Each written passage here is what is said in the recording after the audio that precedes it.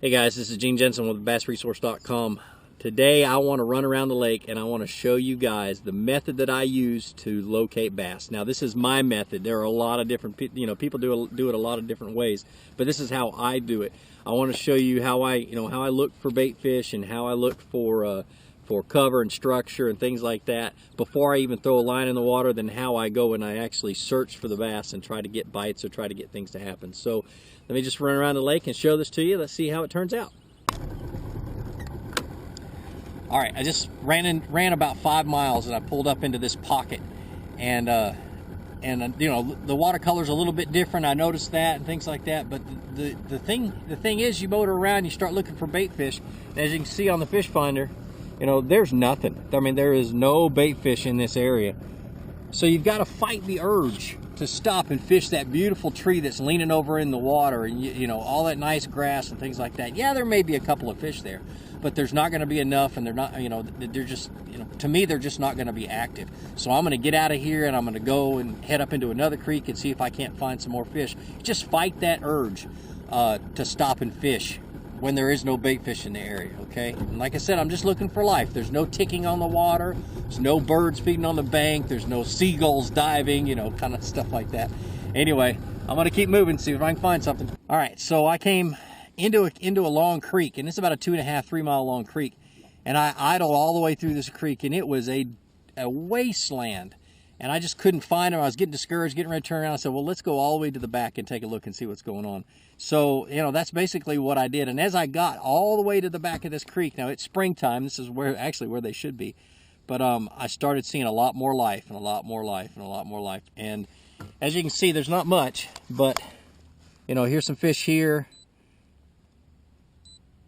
There's a pot of bait fish there. You know, and I just started seeing more and more life. There's some here, some there. So, you know, there's a whole bunch of bait fish right here. As the further back in this creek I go, the more life I see. There's birds over here around this point. So I'm going to stop here and fish. Why not? I mean, it's got the highest concentration of life that I've seen along this whole entire stretch of creek. All right, now what my goal is, or what I want to do, is I want to cover as much area as I can in a short amount of time. I want to locate the fish. I don't necessarily want to get them to bite, you know, or should I say to actually feed. What I'm looking for is I'm looking for that reaction strike. So I'm going to pull out a search bait. What's a search bait? Well, a search bait is a moving bait. Anything that, you know, you cast out and you reel it in is a moving bait. And I'm looking for fish to either follow or strike or bump or swing or something. I'm looking for some type of a sign that there's a bass in this area, okay? The search bait that I chose right now is a square bill, and I may switch to a rattle trap or a lipless crankbait. But other search baits are spinner baits, flukes.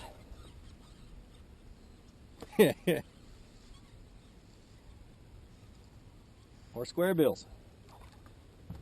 Well, this is the wrong type of fish. But there are fish in the area. This would be a white bass, or it's a baby striper. Let's see if I can get him loose. But so I'm looking for.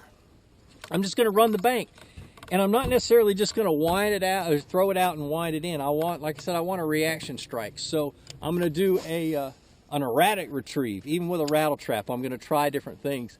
You know, I'm reeling it in, I'm stopping it, I'm jerking my rod, I'm doing all kinds of other stuff, I'm popping it, you know, fast and slow, and I'm just looking for that reaction strike. And as the bait comes in, I'm looking 1.5 feet, 2 feet behind it, and I'm looking to see if there's a fish following it, maybe. So anyway, so I'm going to run this bank real quick. I'm going to turn the trolling motor on high, and I'm just going to look for sign.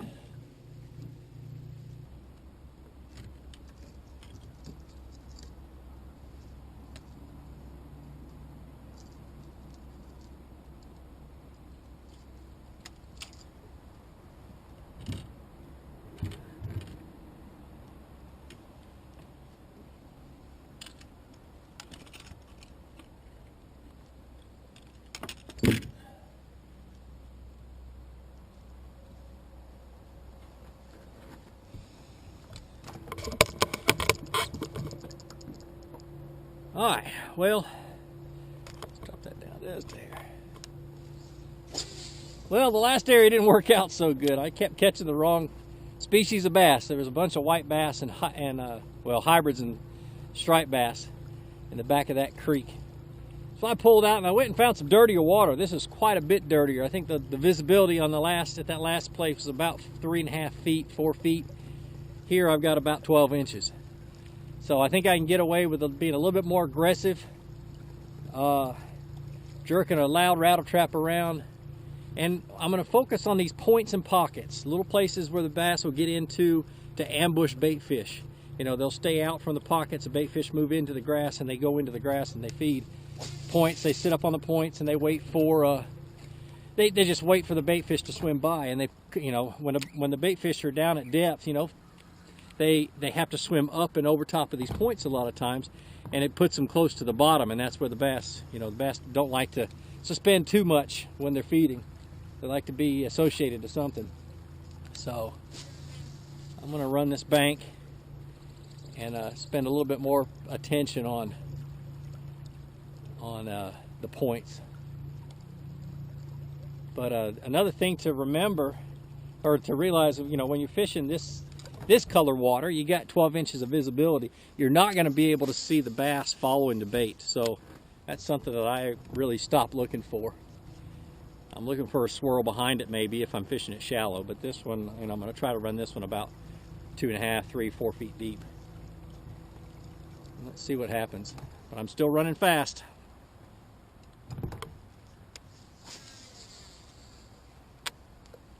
A lot of activity back in here. You know, it's the same thing. It's got a lot of bait fish. A lot of things ticking. A lot more things ticking here than there was in that other spot. So there's a lot more life here.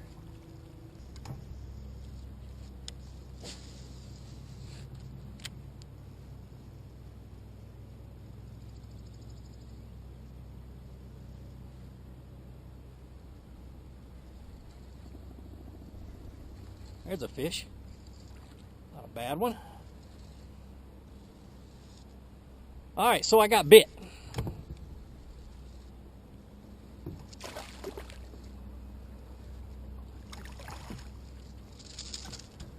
Got bit on this point. I want you to notice on this rattle trap, he hit the back hooks. Okay, he got it pretty good, but he hit the back hook, so that's probably not exactly what they want to hit. I'm going to grab something and slow down. Spend a little bit more time on this point with a slow bait. But I've located them, okay? I know where the fish are, or some fish are. They're on this, you know, they're on this point. And I'm going to go and determine exactly what they want to eat. And then I'm going to go from point to point and find little spots. And some points will have fish on them, some won't. I'm still going to try pockets in between these points and see if I just found a good concentration of fish. So let's see.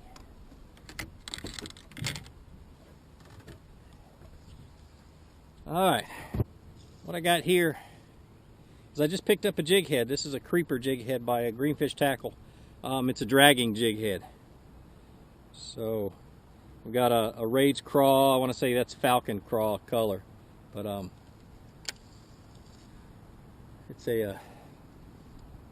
one of my favorite dragging baits, especially this time of the year in early spring. Now, another thing that I do a lot, and I know a lot of people do, is you look around the lake and you see people fishing on the bank, or you see them fishing in a boat, and your automatic thing is to assume that, oh, they're catching fish and I'm not. Don't think that. You know, they could be sucking it up just as bad as you are. So, you know, don't assume that somebody else around the lake is catching fish and they know where the fish are and things like that. A bad day is a bad day. You know, as long as you go about it and go about that method, you should be able to, you know, use a method to find fish. You should be able to find them.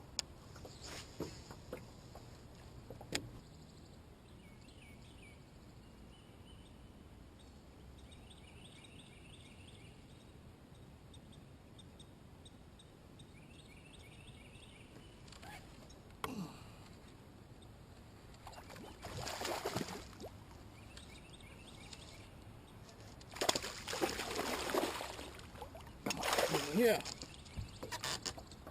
Go.